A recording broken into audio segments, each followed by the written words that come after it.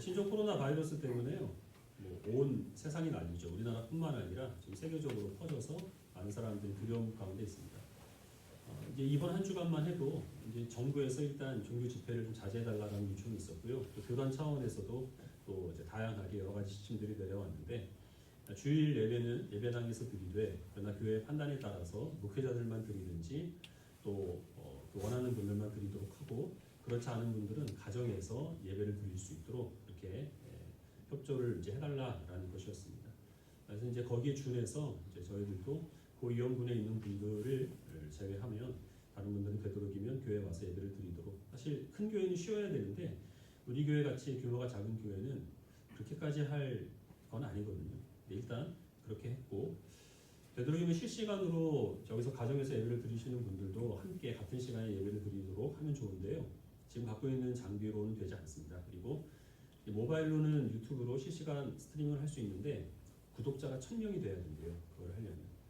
저희 교회 구독자가 58명이거든요. 950명만 더 있으면 되는데 이게 조금 안타깝게 되죠. 그래서 당분간은 여기에서 건강하신 분들은 예배를 드리시되 조금 불안하시거나 아니면 몸이 좀 불편하신 분들은 가정에서 예배를 드리시는데 편집해서 올릴 때까지 시간이 좀 필요하니까 오후 4시에 홈페이지에 들어오셔서 거기에 나오는 예배 순서에 준해서 예배를 드리시면 되겠습니다. 가정에서 예배를 드리신다고 텔레비전 보는 것처럼 누워서 예배를 드리시면 안 되겠고요. 당연히 이제 교회 오시는 것처럼 단정한 복장을 하시고 예배 순서마다 찬송이 있을 때는 찬송을 하고 기도할 때는 기도하면서 이렇게 경건하게 예배를 드리시길 바랍니다. 이 사태가 언제까지 지속될지는 알 수 없는데요. 적어도 한 달 이상은 될 것 같고요. 그렇게 될 때까지는 계속 우리가 정상적으로 예배 드리기는 어쨌든 간에 좀 어려울 것 같습니다. 이럴 때일수록 더욱더 우리가 영적으로 단단히 무장해서 예배를 드려야 되겠고 신문에 보니까 그럼에도 불구하고 이 교회가 천주교나 불교와는 달리 예배를 포기할 수 없는 이유로 헌금을 들었는데 그건 교회를 잘 모르고 하는 얘기입니다. 큰 교회들이 이미 다 온라인으로 헌금 걷고 있습니다. 헌금이 문제가 아니고 목회자가 두려워하는 것이 무엇이냐 하면은 습관이 될 것을 두려워하는 거예요. 그러니까 집에서 예배를 드리면 편하거든요. 그래서 거기에 너무 길들게 됐다가 그래서 되도록이면 예배를 하려고 했다가 큰 교회들은 대부분 다 이제 예배를 취소했는데 여러분들도 또 거기에 잘못된 습관들은 금방 또 빠지거든요. 물들지 않도록 더욱더 영적으로 무장해 주시길 바랍니다. 지금 이 바이러스는 사실 우리나라에서 확진자가 많이 나오고 있는지 잘 아시겠습니다만은 다른 나라에 비해서 압도적으로 검사를 많이 하기 때문에 확진자가 많이 나오는 것이고요. 그리고 이 기저질환이 있는 분들, 그러니까 이 애초에 지병을 갖고 계신 분들, 특히 호흡기 계통의 지병을 갖고 계신 분들한테는 치명적일 수 있습니다. 그래서 그런 분들은 조심하셔야 되는데 건강한 분들의 경우에는 감기처럼 왔다가 지나가는 것 같아요. 아직까지는 그렇습니다. 그러니까 건강하신 분들은 너무 사실 걱정할 필요는 없고 접하 경로를 보니까 엘리베이터에서 잠깐 마주쳐도 없더라고요. 걸릴 사람들은 걸립니다. 그래서 저도 언제 그때가 올까 기다리고 있어요. 그러니까 이거는 걱정한다고 해서 막을 수 있는 것은 아니고 최대한 조심은 하되 그러나 너무 두려워할 필요는 없겠다라고 생각을 하는데요. 이제 연세가 많으신 분들 또 평소에 몸이 좀 허약하신 분들 그런 분들은 정말 특별히 조심하셔야 됩니다. 이 바이러스라고 하는 것은 사실 우리의 그 몸의 건강을 해치지만 그러나 이단 사설은 우리의 영혼을 파괴하는 것입니다. 특별히 우리나라에는 많은 이단 사설과 사이비 종교들이 있었고 그 가운데서 특별히 신천지는 사람의 그 이단, 사람의 영혼뿐만 아니라 이 사회를 무너뜨리고 가정을 파괴하고 또 교회를 또 분해하는 일에 그들이 앞장서 왔습니다. 저는 이 일을 통하여서 하나님께서 이루시고자 하는 특별한 섭리가 있다고 생각을 하는데 그 가운데 하나가 신천지를 분해시키는 것이라고 확신을 합니다. 그동안 신천지가 교회에 끼친 많은 해악들이 있었지만 제가 여러분들에게 구체적으로 신천지에 대해서 말씀을 드린 적은 없습니다. 그 이유가 무엇이냐면 우리 교회 성도들 가운데서 어떤 분도 신천지에 빠질 사람은 한 사람도 없다는 확신이 있었기 때문입니다. 이거 그냥 막연한 바램이 아니라 뚜렷한 근거를 가진 확신입니다. 그렇게 확신을 가지게 된 이유가 무엇인지는 조금 뒤에 설명을 해드리겠고 하지만 시국이 시국이니만큼 우리가 신천지에 대해서 3주간에 걸쳐서 조금 알아보는 그런 시간을 가져서 어떻게 대비를 해야 할 것인지 그리고 이 신천지 사태를 통하여서 우리 그리스도인들이 어떤 교훈을 가져야 될지에 대해서 생각해보는 그런 시간을 갖도록 하겠습니다. 이런 주제는 사실 설교보다는 이 강사를 모셔놓고 특강을 듣는 게 더 유익한데요. 하지만 우리가 같이 모일 수 있는 시간은 이제 이 시간이 유일하고 그리고 또 대략적으로 소개를 하는 것은 제 선에서 얼마든지 감당할 수 있는 일이기 때문에 설교의 시간과 형식을 빌렸으니까 그 부분도 여러분들이 이해를 해주시길 바랍니다. 신천지의 교주는 여러분들 잘 아시는 대로 이만희라는 사람입니다. 이만희 씨는 지금 이제 90세가 다 되었는데 신천지라는 종교 자체를 그 사람이 창시한 것은 아니고 이만희는 이제 여러 이단들, 사이비 종교들의 영향을 받아서 이제 거기에 따라서 신천지라는 것을 편집을 하고 조합을 해서 만들어낸 겁니다. 그래서 우리나라에는 사실 그 전에 이미 사이비 종교 교주들이 많이 있었죠. 이 화면 하나 보여주시겠어요? 넘기시면. 그래서 그동안 이제 자기가 재림주다라고 주장했던 몇몇 사람들인데 여러분들 보시기에 왼 우측, 그 좌측에 위에 있는 사람이 문선명입니다. 통일교의 문선명이고 그 옆에 있는 사람은 정명석입니다. JMS 아시죠? 그리고 그 옆에 있는 사람이 안상홍인데요. 이 안상홍 증인회가 지금 하나님의 교회의 전신입니다. 그리고 밑으로 내려오셔서 노란 박스 쳐 있는 사람이 이만희예요. 지금 얼굴이 약간 바뀌었죠. 저기에서 쌍꺼풀 수술을 했고 또 보톡스를 맞았습니다. 그래서 지금은 약간 다른 얼굴이고요. 또 이제 맨 우측 아래에 있는 사람, 저 사람은 박태선이라는 사람입니다. 천부교의 교주인데요. 다음 화면을 보시면 이 이만희가 지금까지 영향을 받아왔던 교주들입니다. 맨 위에는 김백문이 있어요. 그 이스라엘 수도원이라는 사람이 수도원에서 이 사이비 종교를 창시한 사람인데 많은 이단들이 김백문의 영향을 받습니다. 김백문의 제자 가운데서 통일교의 문성명과 천부교의 박태선이 나옵니다. 이 박태선은 원래 전동원이라는 그런 종파를 창시를 했다가 나중에 천부교라고 이름을 바뀝니다. 신유의 은사가 있어서 많은 사람들을 고치는 일을 명성을 높이다가 추종자가 많이 따르게 되니까 천부교라고 하는 자신만의 종단을 이제 창시하게 된 거죠. 정말 많은 사람들이 따라서요. 많을 때는 80만에서 100만 정도의 그런 교세를 자랑하게 됩니다.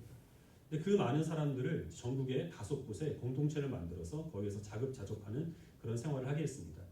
그 공동체 안에는 공장도 있었고 학교도 있었습니다. 그 공동체의 이름이 신앙촌이에요. 이 박태선이 자기가 하나님이다라고 주장을 했고 예수는 마귀다라고 선언을 했는데 이 하나님이라고 주장했던 박태선이 죽고 나니까 점점 교세가 하락을 했습니다. 그래서 지금은 이 간장과 스타킹을 만드는 신앙촌이라는 브랜드만 겨우 남아있는 상태였습니다. 이만희는 20대 때에 이 질병 치료를 목적으로 이 박태선의 천부교에 입교를 하게 됩니다. 그리고 약 10년 동안 거기에서 종교 생활을 하다가 거기에서 나와서 그때 당시에 이제 18세인 어린 교주였던 유재열이 만든 장막선전에 합류를 하게 돼요. 이 유재열이라는 사람은 지금 가수 싸이의 장인입니다. 그 유재열이의 장막성전은 이제 과천에서 시작을 했는데 약 5,000명 정도의 성도를 모아서 역시 마찬가지로 거기서 공동체를 형성을 했습니다. 그랬다가 이제 점점 이 쇠퇴하게 되는데요. 1969년에 시한부 종말론을 주장했다가 무산이 되죠. 그리고 그 다음에 여러 번 재판을 겪게 되면서 법정에 서게 되면서 유재열은 내가 모든 것을 다 내려놓고 좀 더 제대로 된 신앙을 공부하기 위해서 떠나겠다. 그래서 외국으로 떠나게 됩니다. 그리고 그 교회는 오평원라는 사람에게 물려주게 되고 그 오평원은 그 장막성전을 이 합동 측에 다시 교단으로 가입을 해서 우리가 정상적인 교회로 전환을 하겠다라는 선언을 하게 됩니다. 거기서 반발해서 나온 사람들이 구인회, 백만보 이런 사람들인데 이만희는 장막성전에 있다가 그 구인회 그리고 백만봉 그런 사람들을 또 쫓아서 여러 이단들을 전전해 나가게 됩니다. 그리고서 1983년에 내가 새로운 종교를 창시해야 되겠다. 지금까지 배운 것들을 한번 써먹어 봐야 되겠다. 이게 돈이 된다라는 것을 알고 이 신천지 예수교 증거 장막 성전이라는 그런 신흥 종교를 이제 창시하게 됩니다. 신천지의 성지는 과천이죠. 장막 성전이 시작했던 과천을 자신들의 성지로 삼습니다. 신천지는 사실 안양에서 시작을 한 거거든요. 그리고 정식 명칭 가운데서 장막성전이라는 이름을 쓰고 있는데 그거는 자기가 유재열의 후계자다. 그래서 분명하게 하고 있어요. 그 이유가 무엇이냐 하면 그 유재열을 존경하기 때문이 아니고 이 신천지 사람들은 이 성경의 역사를 배도 멸망 구원으로 봅니다. 그래서 그걸 외우기 위해서 신천 사람들은 배멸고 그러고 다니는데 그 배도 멸망 구원의 그 역사에 이것을 끼워 넣기 위함이에요. 그래서 이 유재열은 이 배도자이고 그리고 그것을 물려받은 오평원은 멸망자이고 그리고 구원자는 그럼 누구겠습니까? 이만희다. 이렇게 되는 거죠. 처음 유재열이 만든 장막성전은 히브리에서 나오는 첫 장막이고 요한계시록에 나오는 증거 장막이 이제 그 완전한 장막으로서 내가 만들었다 하는 그런 의미에서 신천지 증거 장막성전이라는 그런 이름을 쓰고 그 성지를 과천으로 정한 겁니다. 그러니까 사실 자기의 정통성을 인정받기 위해서 유재열을 이용을 하고 있는 거죠. 신천지가 처음 시작했을 때부터 80년대 말까지는 그렇게 크게 교세를 확장하지 못합니다. 한 1000명 정도 되는 신도들이 있었다고 하는데 그것도 많은 숫자이긴 하지만 지금과 비교하면 굉장히 미약하죠. 그랬다가 90년대부터 급속히 기하급수적으로 성장을 하게 됩니다. 같이 한번 넘겨주시면 지금 이제 신천지 교세인데요. 약 20만 명 또는 25만 명이 되는 그런 신자들이 있다라고 이렇게 주장을 하고 있고 전국을 12구역으로 나눠서 예수님의 이름을 딴 12지파의 그 교회들이 지금 존재하고 있고요. 위장교회 그리고 또 복음방 센터 이런 것까지 하면 셀 수가 없습니다. 특별히 가장 교세가 강력한 곳은 광주 전남 지역입니다. 그래서 들리는 소문에 의하면 지금 이제 신천지가 약간 혼란기에 있기 때문에 광주 전남 지역은 따로 독립을 하려 한다라는 그런 이야기들이 들려오고 있습니다.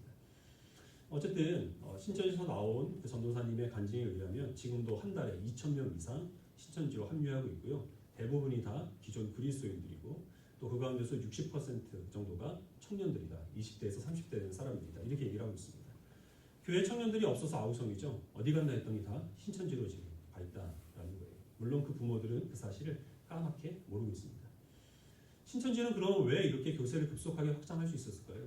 무엇이 사람들에게 매력적으로 느껴졌겠습니까? 우리 정통 기독교와 무엇이 다르길래 사람들이 거기에 그토록 많이 미혹을 당하게 되겠습니까?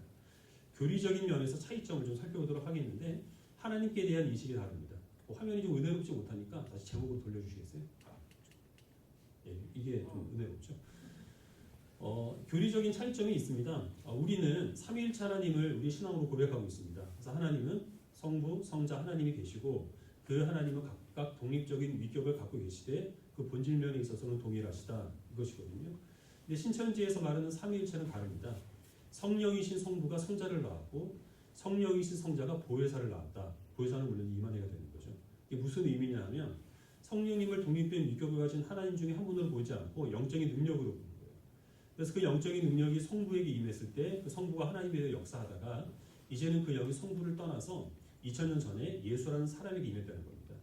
그래서 그 예수가 하나님이 되어서 사역을 하다가 십자가에서 죽을 때는 인간 예수만 죽고 그 영만 부활해서 그 영이 지금은 다른 보혜사에게 임하게 되었는데 그거 바로 임한이라는 것이죠. 그래서 성부와 성자는 지금 없습니다.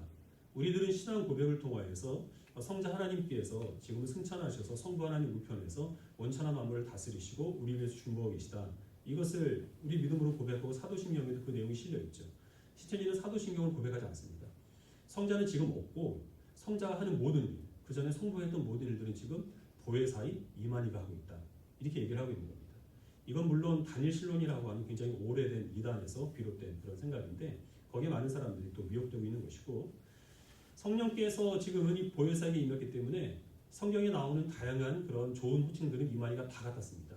구원자, 이긴 자, 새 요한, 보혜사. 보혜사는 사실 돕는 자라는 예수님께서 성령님을 따로 부른 별칭인데요. 그것을 이만희는 자기를 부르는 호칭으로 사용하고 있는 거예요. 특별히 거기에서 이제 새 요한이라고 자기를 부르고 있는데 그 이유가 뭐냐면 하나님께서는 오래전에 사도 요한에게 계시를 주셨는데 그 계시가 새 요한인 자기를 통해서 성취가 되었다. 그래서 자기를 새 요한이라고 부르는 겁니다. 그래서 요한계시록에 나오는 모든 말씀들은 자기 외에는 이해를 할 사람이 없고 해석할 사람이 없다. 모든 성경은 다 비유인데 이 비유의 말씀을 풀 수 있는 그런 권세도 자기밖에는 가지지 못한다. 이렇게 얘기를 하는 겁니다. 그래서 구원받기 위해서는 신천지 교회 안으로 들어와서 이 말씀을 해석해주는 이만희에게서 말씀을 받고 깨달음을 얻어야만 그래야만 구원을 받을 수 있다. 이렇게 증거를 하는 겁니다. 그렇게 해서 신천지 안에 교회에 들어온 그 사람의 수가 14만 4천이 되었을 때 하늘에 있는 순교자의 영 14만 4천이 그 각 사람의 육체 가운데 임하게 되고 그렇게 되면 24만 4천의 그 성도들은 영생 불사의 몸이 된다는 겁니다. 그래서 영원히 죽지 않고 부귀 영화를 누리는 그런 사람이 된다는 거예요. 근데 지금 14만 4천이 넘었죠. 그래서 뭐라고 얘기를 하느냐 하면 그 가운데서 하나님은 알곡을 골라냈습니다. 더 열심히 포교를 해야 한다. 지금 그렇게 주장을 하고 있습니다. 이건 이제 신인 합일의 원리라고 하는데 통일교에서부터 이미 모든 이단들이 다 사용하고 있는 원리고요. 그 이전에 범신론이라든지 뭐 이런 다양한 그 토속 종교 가운데서 찾아볼 수 있는 아무것도 아닌 그런 이론들입니다. 이 신천지는 신천지 교회 안에 들어와서 이만희에게 말씀을 받아야만 구원을 받는다 이렇게 얘기를 하니까 당연히 그럼 기성 교회들은 뭐가 되는 겁니까? 구원받지 못하는 사람이 되는 거죠. 그래서 계시록에 나오는 멸망당할 바벨론은 우리는 세상으로 보지만 신천지는 기존 교회로 봅니다. 예수님의 천국 비유에 나오는 밭이 교회이기 때문에 그 교회 안에 들어가서 알곡을 찾아내서 그 알곡을 곡간, 그러니까 신천지 교회로 가지고 가야 될 사람들을 하나님은 부르신다. 그 사람들이 바로 추수꾼이 되는 겁니다. 그 추수꾼들은 교회 안에 들어와서 기존 신자들을 미혹해서 신천지 교인으로 만드는 일에 열심을 내고 있죠. 목이 칼칼한 거 보니까 올 것이 온 것 같은데.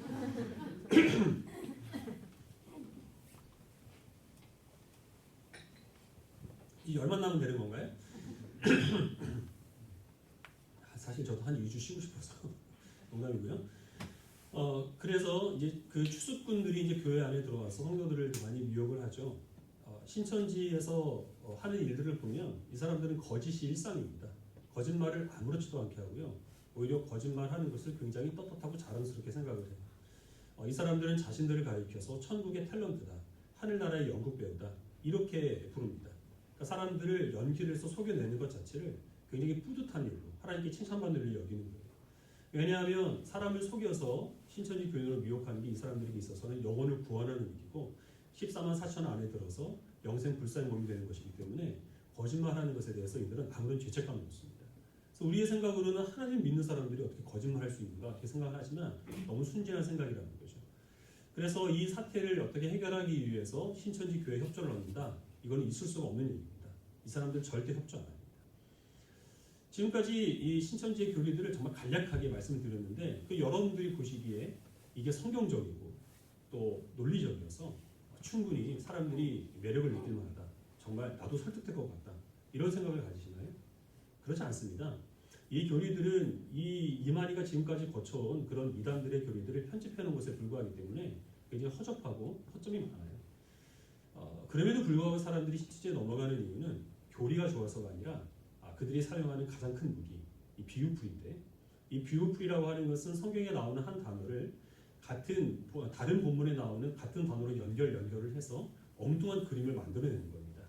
이 부분에 대해서는 다음 주에 말씀을 드리도록 하겠는데 여기에 한번 빠지게 되면 헤어나지를 못한다고 해요. 근데 이 비유풀이로 사람들을 이끄는 것이 이들의 목적인데 당장 처음 보는 사람한테 가서 내가 성경을 가르쳐주겠다, 성경 공부하자, 내 비유풀이를 들어봐라 이렇게 얘기하면 다 도망가죠.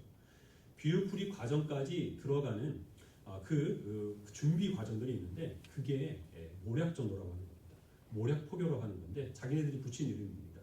속임수를 써서 접근한다는 뜻이에요. 자기의 정체를 철저히 감추고 자기가 접근했다는 것을 다른 사람들에게 알지 못하도록 입막음을 하고 서서히 인간관계를 형성을 해서 자기를 신뢰하게 만들고 그래서 말씀풀이 이 과정까지 들어가는 과정, 이것을 신천지가 10년이 넘는 시간 동안 개발을 해낸 것이고 이게 적중을 해서 기하급수적인 성장을 이루어내게 된 겁니다. 이 모략 포교의 가장 그 첫 번째 단계로 그들이 시도했던 것은 무료 성경 신학원이라는 것이었습니다. 저도 대학생 때에 교회 근처 담벼락이나 전봇대에 무료 성경 신학원의 그 안내문을 많이 봤거든요. 공짜로 성경을 가르쳐주고 일정 과정을 마치게 되면 전도사 자격증을 주겠다. 이런 곳으로 기존 그리스도인들을 미혹을 했습니다. 80년대, 90년대의 교회 분위기는 성경을 사실 중요하게 여기지 않았습니다. 성경 말씀은 그냥 목사님 말씀에 순종하면 되는 것으로 그렇게 가르쳤고 그런 것보다는 교회 안에서 봉사하는 것, 전도해오는 것, 또 헌금하는 것, 어떤 영적인 체험을 얻는 것 이런 것들에 교회들이 집중했기 때문에 성경에 대해서 갈증을 갖고 있는 그리스도인들이 거기에 많이 넘어가게 됐습니다. 이런 식으로 해서 교세를 확장을 했고 또 그것으로 조직들을 만들어냈습니다. 그리고 또 거기에서 추수꾼들을 양육하게 된 겁니다. 추수꾼들이 교회 안에 들어가게 되면 하는 일이 뭐냐 하면 역시 속이는 겁니다. 열심히 신앙생활을 해서 성도들과 목회자들의 그 신임을 얻습니다. 교회 중요한 요직들을 그들이 차지하게 되고 교회에 깊숙이 관여하면서 교회의 허점이 무엇인지 약점이 무엇인지를 찾아냅니다. 그런 것들을 가지고 성도들과 목사님 사이를 이간질을 시키고 그래서 작은 교회의 경우에는 성도들로 하여금 목사를 쫓아내게 합니다. 그래서 이제 신천지 목사가 그 교회 담임 목사로 들어오도록 해서 많은 작은 교회들이 통째로 신천지에 넘어가게 되었는데 그것을 그 사람들은 삼옮기기라고 그렇게 부릅니다. 큰 교회는 그렇게까지 하기는 힘들죠. 그럼 이제 구역장을 맡습니다. 그래서 구역 인도를 하면서 우리 목사님이 인품은 훌륭하신데 말씀이 좀 아쉽지 않습니까? 그래서 말씀을 잘 가르치는 내가 아는 선교사님이 한 분 있는데 다른 사람한테는 절대 얘기하지 말고 우리 구역 식구들만 그분한테 말씀을 들읍시다. 이렇게 얘기를 해가지고 신천지에서 파견 나온 그런 강사한테 비유풀이를 듣고 그렇게 해서 한 구역이 통째로 신천지에 넘어가게 되는 그런 일들이 많이 있었습니다. 이것 때문에 교회가 정말 큰 피해를 입게 됐거든요. 그래서 이제 지금은 이런 것들에 대해서 교회가 나름대로 많이 방책을 세워서 신천지도 거기에 따라서 또 이 모략 포교의 방법을 다양화하고 있습니다. 네 단계로 이 모략 포교의 단계가 나눠지게 되는데 이해를 돕기 위해서 또 우리 화면을 한번 보시도록 하죠.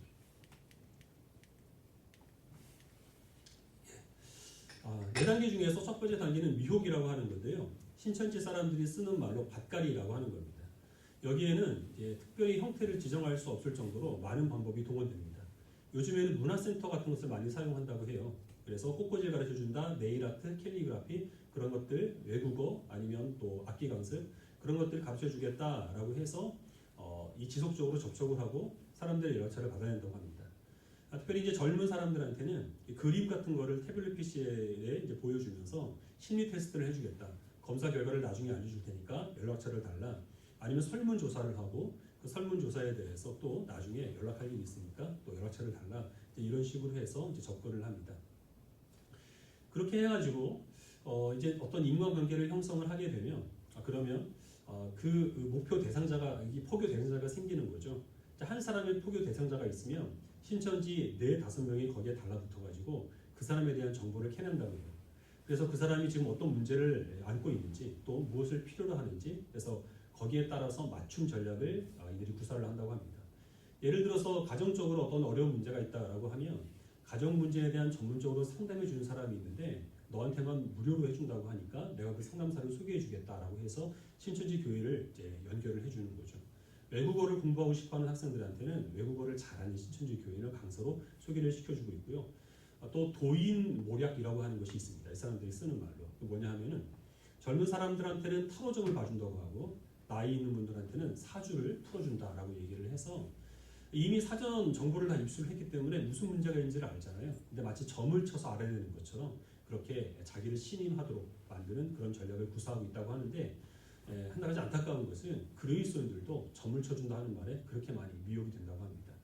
이렇게 해서 자기를 철저하게 신뢰하게 만들고 또 자기에 대해서 감사하는 마음을 갖게 되겠죠. 특별히 그리스도인들은 정말 저 사람이 나를 위해 주는구나. 저 사람은 하나님께서 나를 위해 보내주신 하나님의 사람이구나 하는 그런 생각을 갖게 된다고 합니다. 여기에서 좀 방지하기 위해서는 이제 방지책들이 좀 나오는데 여러분들이 참고를 하시고 이게 뭐냐 하면 세상에 공짜가 없잖아요. 근데 어떤 사람이 자기한테 특별히 뭔가 혜택을 베풀어 준다라고 하면 일단 의심을 해보라는 것이고 이런 혜택을 받는다는 사실을 다른 사람들에게 알리지 말라라고 하면 100% 신천지라는 겁니다. 그래서 그 단계에서 차단을 해야지 깊이 들어가면 들어갈수록 빠져나가기 어렵다라는 겁니다. 그렇게 해서 자기를 철저하게 신뢰하게 만들면 그 다음부터는 같이 우리 성경을 읽어보지 않을래? 같이 우리 기도하지 않을래? 이렇게 신앙적인 것으로 끌고 간다고 하는 거예요. 물론 많은 사람들이 여기서 거부하겠죠. 하지만 그리스도인들이라고 한다면 미안해서 그래서 그럼 몇 번 가볼까? 이렇게 되는 거고 신앙생활을 내가 조금 게을리하고 있는데 이번 기회를 통해서 말씀과 좀 기도에 열심을 내야 되겠다라고 하면 그래 성경 공부 같이 하자 이렇게 수락을 한다는 겁니다. 그래서 가는 것이 이제 두 번째 단계인 복음방이 됩니다. 복음방이라고 하는 것은 신천지 간판을 전혀 내걸지 않고 신천지라는 사실을 드러내지 않고 은밀하게 모이는 곳이고요. 여기에서는 깊은 것을 배우지 않습니다. 신천지 교리를 배우는 게 아니라 일반 교회에서 하는 성경 공부와 거의 비슷한 것을 배우게 되는데 주로 여기에서 하는 것이 이 신뢰 관계를 유지하는 것이에요. 여기에서 이제 그 몇몇 사람들이 같이 공부하게 되는데 사실은 한 사람만 초신자이고 거기에서 서로 처음 온 것처럼 모른 척하고 있지만 나머지 사람들은 다 신천지입니다. 이 사람들이 잎사귀라고 불러요. 바람잡이 하는 사람들이죠. 분위기를 조성하는 것인데요. 그런 사람들이 계속 격려하고 또 정말 천사처럼 모든 것을 빼어줄 것처럼 그렇게 잘해주고 어려운 문제 있다고 하면 손잡고 울면서 기도하고 이런 식으로 해서 어떤 유대 관계를 마련하게 됩니다.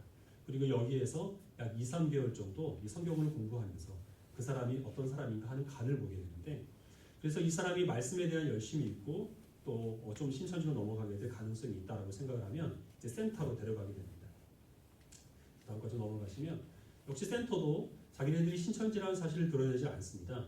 그리고 이 과정이 마칠 때가 되면 그때야 비로소 우리가 신천지다라는 것을 드러내게 되는데 그때가 되면 이미 이 깊이 빠져서 헤어나올 수 없는 그런 상황이 된다는 거예요.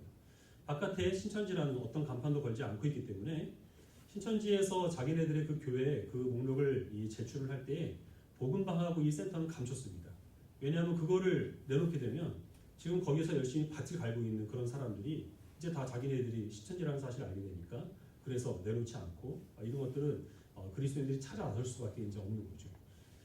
이 센터로 들어가기 굉장히 어렵습니다. 처음에 면접을 보는데요. 면접을 보는 이유가 이단을 걸러내기 위함이다. 이단이 이단을 조심하고 있는 거죠. 이렇게 얘기를 하고 또 복사비를 요구를 합니다. 한 6만 원에서 7만 원 정도 내라고 하고 그 다음에 일주일에 4번 모입니다. 월, 화, 수, 목 한 번 모이면 3시간씩 6개월이 넘도록 교육을 받습니다. 굉장히 속된 말로 빡세죠. 타이트해요.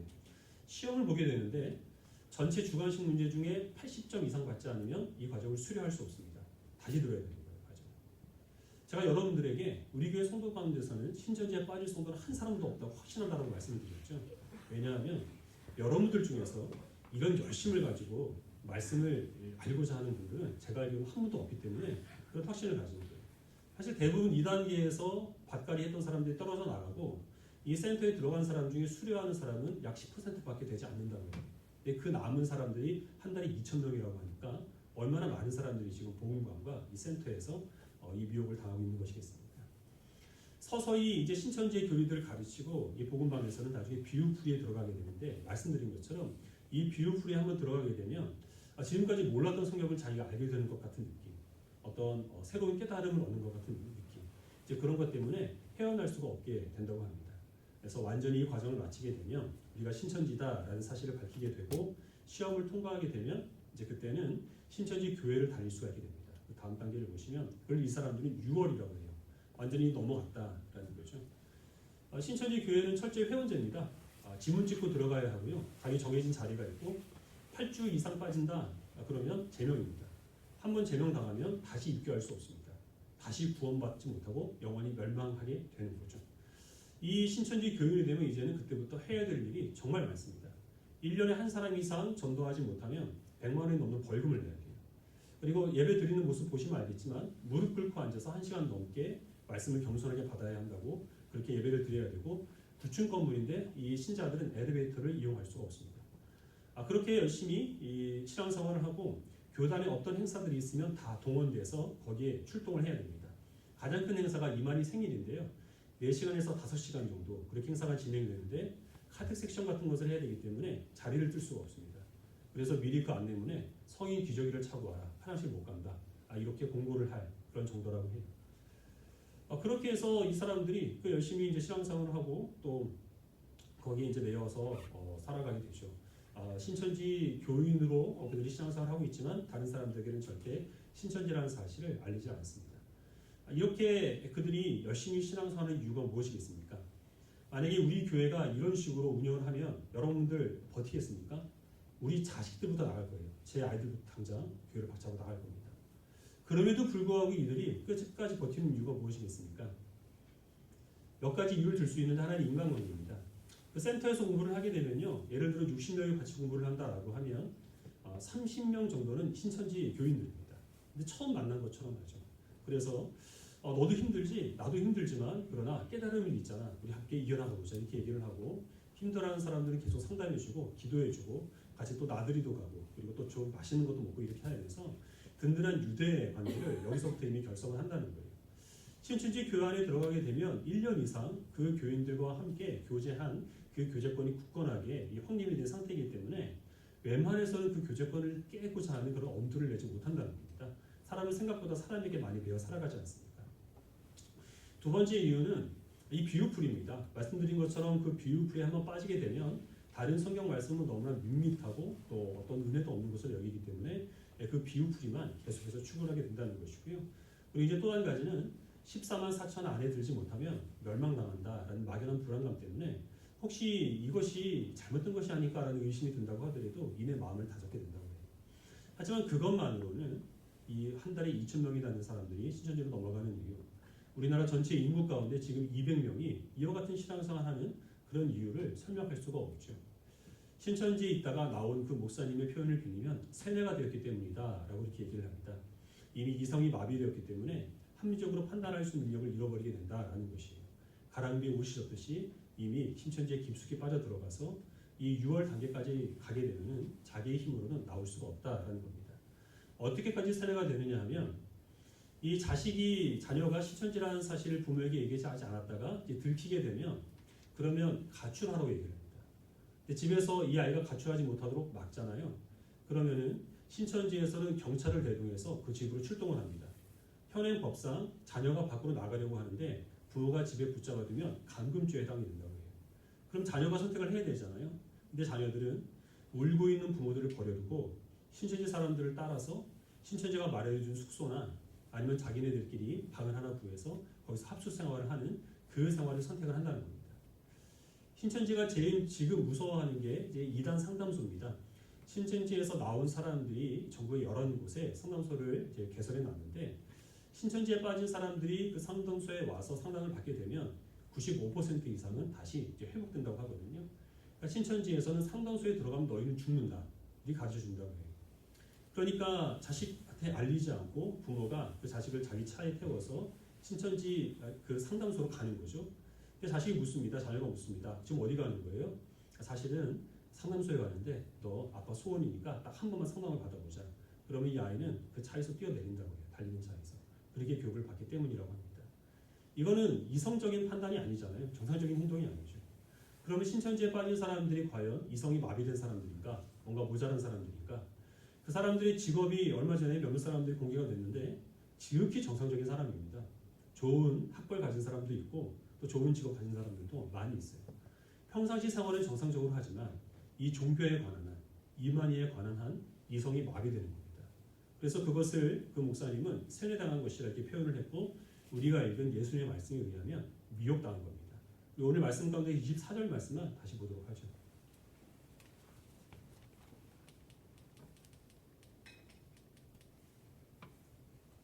같이 읽겠습니다. 시작. 거짓 그리스도들과 거짓 선지자들이 일어나 큰 표적과 기사를 보여 할 수만 있으면 택하신 자들도 미혹하리라. 이건 악한 영이 행하는 것이고요. 악한 영이 영적으로 이미 예수 그리스도를 잘 믿고 있는 신자들까지 미혹하고 그 미혹에 넘어가는 사람들이 있다는 겁니다. 이것은 이성적으로 뭔가 판단할 수 있는 능력이 부족해서 일어나는 일도 아니고 의지가 약해서도 아니에요. 영적인 문제입니다. 영적으로 미혹을 했기 때문에 그래서 그들이 영적으로 미혹을 당해서 영적인 그런 질병을 앓고 있는 것이 신천지에 빠진 사람들이 지금 당하고 있는 그런 문제라는 겁니다. 그럼 지금 우리들은 어떨까요? 이 미혹으로부터 자유롭다고 얘기할 수 있겠습니까? EBS 방송국에서요 다큐프라임이라고 하는 프로그램을 만들었는데 거기에서 어떤 한 가지 시험을 했습니다. 회사에서 직원 채용 광고를 냈어요. 그래서 거기에 응시한 사람들을 모아놓고 시험을 치르게 했습니다. 한 공간에서 입사 시험을 치르는 거죠. 시험을 한참 치르는데 밖에서 갑자기 사이렌이 울립니다. 그리고 또 그 문틈에서는 연기가 막 새어 들어가요. 그럼 불난 거잖아요. 그럼 불났을 때는 당연히 그 밀폐된 공간에서 벗어나는 게 정상적인 사람이 하는 판단이지 않습니까? 그러니까 시험을 응시하는 사람이 당황해요. 근데 나가지 못합니다. 왜냐하면 피실험자는 그 사람 하나뿐이고 다른 사람들은 다 연기자였던 거예요. 그 주변에 있는 사람들, 자기 앞뒤 좌우에 있는 사람들이 연기가 들어오는데도 태연하게 시험을 치르고 있으니까 이 사람의 이성이 마비되는 겁니다.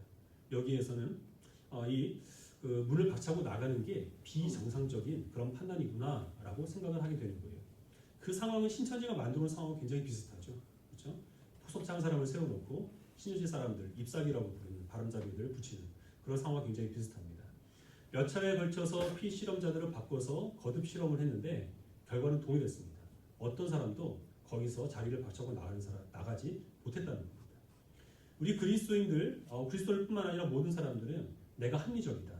나는 충분히 독립적으로 생각하고 판단한다. 나는 객관적으로 모든 것들을 다 분별해서 그래서 내가 행동과 생각을 결정한다. 이렇게 여기고 있지만 그러나 그것은 오해라는 겁니다. 사람은 자기가 생각하는 것 이상으로 주변 환경의 영향을 많이 받습니다.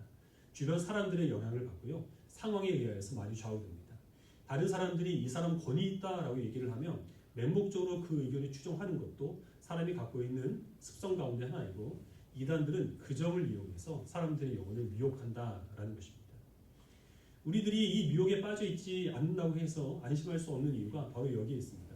신천지의 미혹에 빠지지 않으려면 어떻게 해야 될까요? 누가 성경 공부하자고 하면 물론 우리는 무조건 거절해야 됩니다. 교회 밖에서 이루어지는 모든 성경 공부는 다 신천지가 하는 것이라고 생각해도 무방합니다. 이 사람들이 하는 모든 그 포교 활동들은 다 이 복음방으로 어떻게든 데리고 와서 귀유풀이를 듣게 하는 것이기 때문에 이 성역 공부만 막아도 90% 이상은 이 신천지에 빠지지 않을 수 있다라고 그렇게 얘기를 해요. 그것을 하는 거 중요하죠. 누가 공짜로 호의를 베풀어준다 하면 그것도 우리가 한번 의심해 보는 것 그거 중요합니다.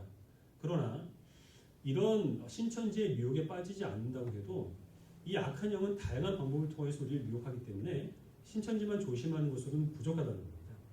어떤 미혹에 빠지지 않기 위해서 우리가 할 수 있는 일은 역설적이게 오직 예수 그리스도에게만 빠지는 것이 유일한 방법입니다. 신천지가 한 사람의 신천지를 만들어내기 위해서 얼마나 오랜 세월 동안 정성을 들여서 미혹하고 그들을 거짓으로 세뇌를 시킵니까? 우리가 우리의 힘으로 하나님을 찾을 수 없기 때문에 우리는 예수 그리스도를 믿고 주님께 매이기 위하여서 그들보다 더 많은 열심을 가지고 예수님께 대해서 배워야 하는 것이고 예수님과 교제하는 시간을 많이 가져야 하는 것이고 하나님을 예배하기 위해서 힘써야 할 그런 책임들이 있습니다. 신천지에서 하는 것은 쇠뇌이고 또 그것이 미혹이라고 한다면 우리 교회에서 하는 것은 교육이고 양육이죠. 그러면 세대와 양육이 무엇이 다르냐? 어릴 때부터 주일학교에서 우리 학생들 하나님이 계시다고 세뇌시키는 것이 아니냐? 이렇게 주장할 수 있습니다. 세뇌와 미혹 그리고 양육과 그리고 교육의 다른 점은 그 수단이 진리이냐 거짓이냐 여기에 달려있는 것이고요. 그 양육 과정을 거친 사람의 삶 속에서 드러나는 열매가 거짓과 탐욕인지 그렇지 않으면 진실과 그리고 우리가 지난주에 말씀 통해 배운 것과 같이 내가 물된 동산이 되어서 하나님께서 베푸시는 그 은혜들을 나누고 섬기는 일에 힘쓰는 것인가 하는 것으로 드러나니까 이것을 통하여서 분별할 수 있다라는 것입니다. 여러분들은 지금 어디에 매여 있고 무엇에 빠져 살아가고 있습니까?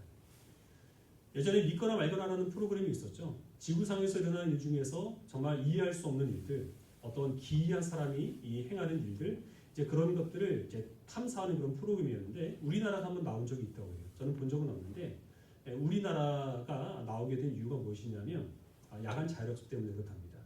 아시아에 있는 어떤 나라는 오전 8시부터 밤 10시까지 청소년들을 교실에 모아놓고 공부만 시킨다고 합니다. 믿거나 말거나 말이죠. 이렇게 했다는 거예요. 저희 때는 그게 당연한 것이었거든요. 안 하는 사람이 이상한 사람이었던 겁니다. 밖에서 보기에는 너무 비이성적이고 너무 비인간적인 차사였다라는 거죠. 신천지라고 하는 그런 그 깊은 우물에 빠지지 않았다고 하더라도 모든 사람들은 어차피 자기만의 우물에 빠져 살아갈 수밖에 없습니다. 그 환경이 전부인 줄 알고 그 우물 안에서 바라보는 하늘이 온 세상인 줄 알고 그러고 살아갈 수밖에 없어요. 그 누구도 자기의 그 우물에서 빠져나와서 모든 것들을 내다보고 객관적으로 판단할 수 있는 능력을 가진 사람은 한 사람도 없습니다.